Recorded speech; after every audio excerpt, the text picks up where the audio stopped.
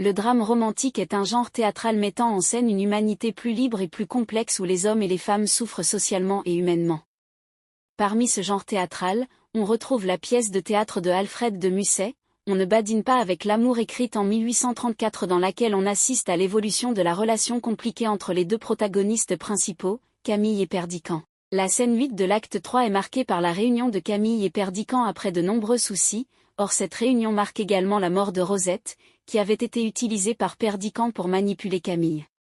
En quoi cette scène passe d'un dénouement de comédie à un dénouement de tragédie? Le premier mouvement des lignes 1 à 14 montre que l'on se rapproche d'un dénouement heureux car Camille et Perdiccas font part de leurs remords et s'avouent leur amour réciproque. Cependant le second mouvement des lignes 14 à 28 montre que l'on assiste finalement à un dénouement de tragédie.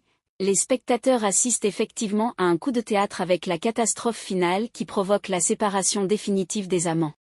Alfred de Musset, dans la scène 8 de l'acte 3 de sa pièce On ne badine pas avec l'amour, a cherché dans un premier temps, des lignes 1 à 14, à nous faire espérer un dénouement heureux entre Camille et Perdiccas par l'aveu de leur amour réciproque, un rapprochement physique des deux amants et la reconnaissance de leurs torts.